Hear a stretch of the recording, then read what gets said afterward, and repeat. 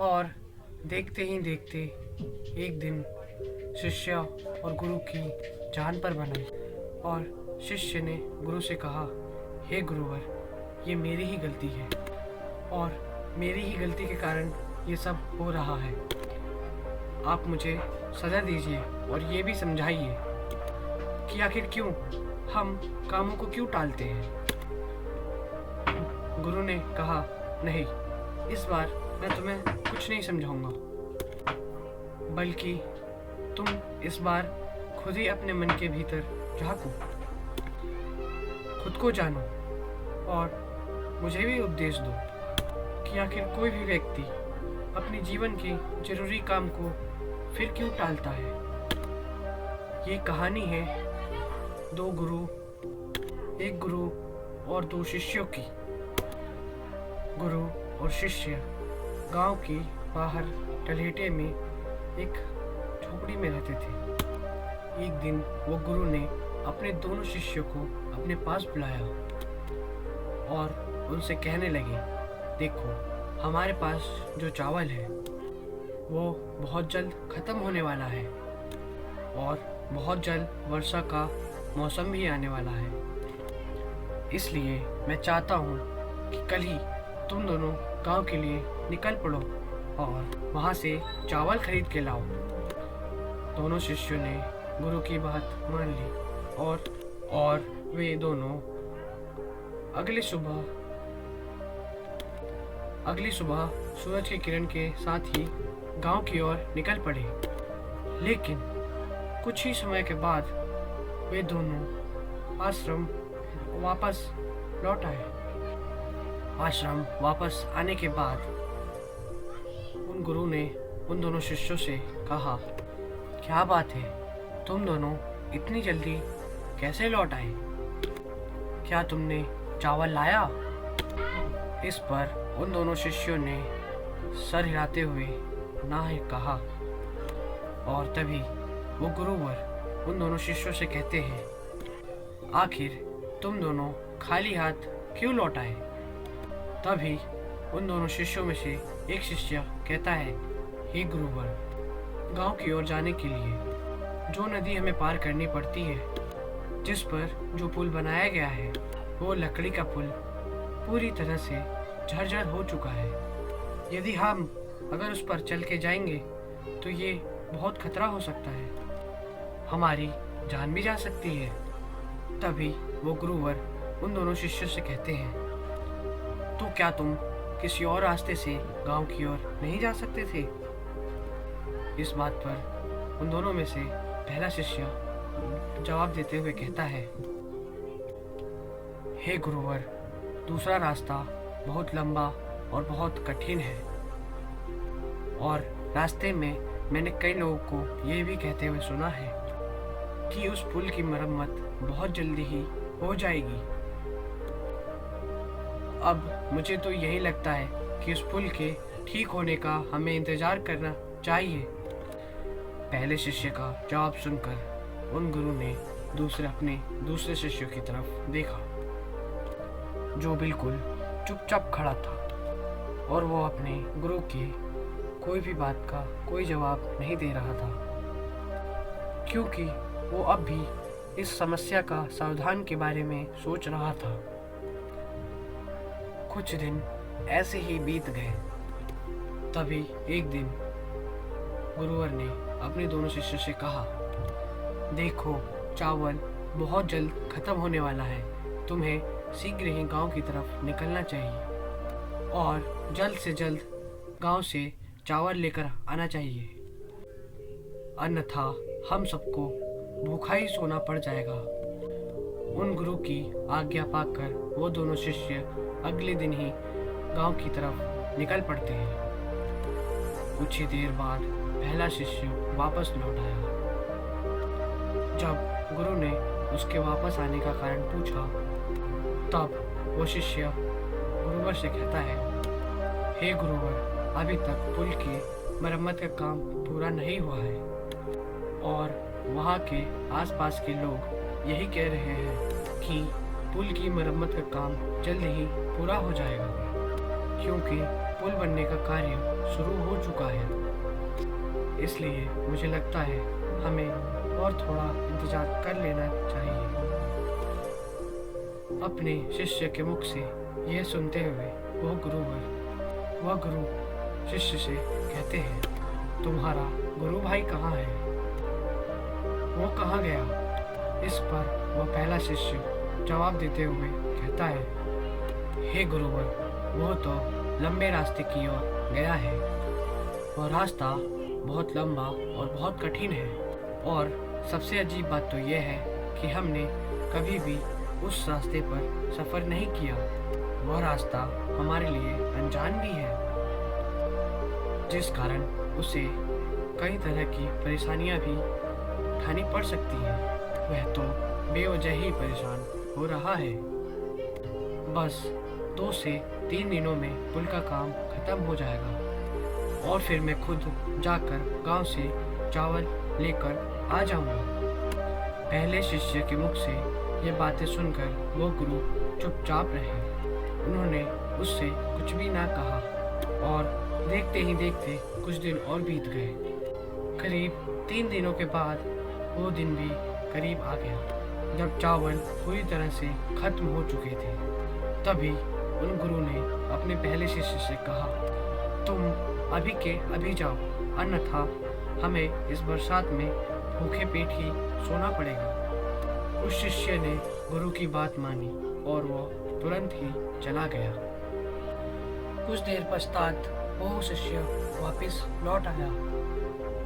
जब वो गुरुवर ने शिष्य से वापस आने का कारण पूछा तो शिष्य ने बड़े ही उदास भाव में बोला, हे गुरुवर, मुझे क्षमा करें। वो पुल तो पूरी तरह बनकर तैयार था, लेकिन इतनी बारिश के कारण वो पुल फिर से टूट गया। उस नदी में बाढ़ आ चुकी है, चारों तरफ केवल पानी ही पानी है, और सुनने में तो ये भी आ रहा है आप जिस लंबे रास्ते की बात कर रहे थे वह लंबा रास्ता भी पानी के कारण बंद हो चुका है। हे गुरुवर, मुझे क्षमा करें, आज मेरे ही कारण आज आपको भूखा सोना पड़ेगा। उस रात वो शिष्य और वो गुरुवर दोनों भूखे ही सो गए, और उस 2 दिन के करीब बाद वह दूसरा शिष्य गांव से वापस लौट आया। वो शिष्य अपने साथ चावल और बाकी सामान भी लेकर आया था। यह देख वह शिष्य दौड़ता हुआ अपने गुरु के पास चला आया और उनसे कहने लगा, हे गुरुवर, मुझे क्षमा करें, लेकिन मेरी ही गलती के कारण आपको 2 रातों तक भूखा सोना पड़ा। लेकिन अब ऐसा नहीं होगा। मेरा गुरु भाई आ चुका है और वो अपने साथ चावल और अन्य बाकी सामग्री भी ले आया है। यदि वह जल्द ही ना लौटता तो बहुत मुसीबत उठानी पड़ जाती। हे गुरुवर, मुझसे बहुत बड़ी गलती हो गई, मुझे सजा दीजिए, मुझे उपदेश दीजिए। इस पर वो गुरुवर मुस्कुराने लगे और अपने उस पहले शिष्य से कहते हैं, लेकिन कम से कम तुम्हें अपनी गलती का एहसास होता तो है। इससे बड़ी बात और कोई नहीं हो सकती। इसलिए अब तुम खुद ही अपनी गलती के बारे में सोचो, पर ध्यान रहे इस प्रश्न के बारे में बड़े ही गहराई से सोचना। आखिर क्यों तुम इतने जरूरी काम को टालते रह गए? आखिर एक इंसान का मन जरूरी कामों को क्यों टालता रहता है? और जब तुम इस प्रश्न का जवाब जान लो तब तुम मुझे उपदेश देना। यही तुम्हारी शिक्षा और यही तुम्हारा प्रायश्चित होगा। उन गुरु के आज्ञा अनुसार वह पहला शिष्य उस बारे में सोचता रहा। वह पूरी रात सो नहीं पाया। पिछले कुछ दिनों में घटी हुई घटनाएं उसकी आंखों के सामने आ रही थी, पर वह शिष्य यह नहीं समझ पा रहा था कि आखिर उसने इतनी जरूरी काम को क्यों टाला। यही सोचते सोचते काफी टाइम बीत गया। लेकिन आखिरकार उसे बड़ी गहरी नींद आ गई। जब वह सुबह उठा तो सबसे पहले ध्यान करने बैठा। ध्यान करते वक्त जब उसका मन शांत हुआ तो उसके मन में एक दृश्य प्रकट हुआ। उस शिष्य ने देखा जीवन शक्ति अर्थात उसके गुरु जो उसे बार बार संकेत दे रहे थे कि उठो, आगे बढ़ो, इस कार्य को पूरा करो। लेकिन वह तो बाहरी कारण ही देखता रहा, अर्थात वो नदी जिसमें बाढ़ आने के कारण वो पुल पूरा तहस महस हो चुका था, जिन पर कभी भी भरोसा नहीं किया जा सकता। लेकिन वह तो छोटी उम्मीद लगाए बैठा था कि वो तैयार बैठा था, जब वो पुल ठीक हो जाएगा तो वो गांव जाकर चावल ले आएगा। और वो चावल अर्थात समय दिन पर दिन घटता जा रहा था और आखिर में उसे दिखाई दिया कि मैं वही इंसान हूँ जो अपने मन के वश में आकर जो इन जरूरी कार्यों को टालता रहा। वह तुरंत ही ध्यान से उठा और उसने जाकर ध्यान से अपनी सारी बातें गुरु से बताई। इस पर वो गुरु मुस्कुराने लगे और उन्होंने उस शिष्य से कहा, ये तो बहुत अच्छी बात है, तुमने सूक्ष्म दर्शी से इस ज्ञान को अर्जित किया है, इसलिए तुम और गहरे ध्यान में उतरो।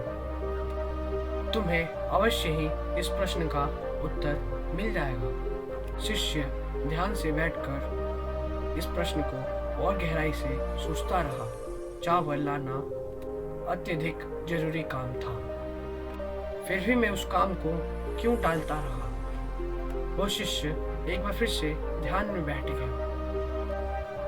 तब उसने महसूस किया कि हमारा बड़बोलापन ही हमारी बुद्धि के विपरीत काम करता है और शांति में ही उत्तर प्रकट होते हैं।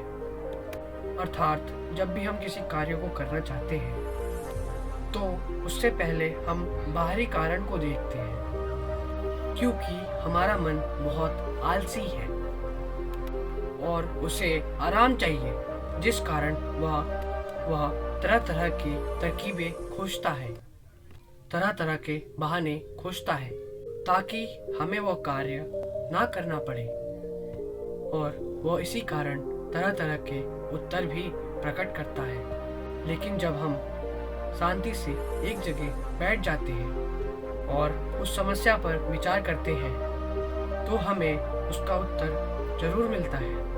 वह इसी तरह कुछ देर ध्यान में बैठा रहा। तभी उसके भीतर एक आवाज आई कि मन कठिन काम को इसलिए टालता है क्योंकि उसे अंदर ही अंदर यह लगता है कि वह इस कार्य को नहीं कर सकता। यह कार्य करके उसे कोई लाभ नहीं होने वाला, जिस कारण वह तरह तरह की तरकीबें और तरह तरह के भावों को हमारे मन में प्रकट करता है और हम उस कार्य से बचना चाहते हैं और इसी कारण हम उस कार्य को टालने लगते हैं। तभी उस शिष्य ने एक और बात का अनुभव किया। बात कर रहा था, लंबे रास्ते की बात कर रहा था। गुरुवर कर रहे हैं। वह रास्ता तो कठिन और लंबा था।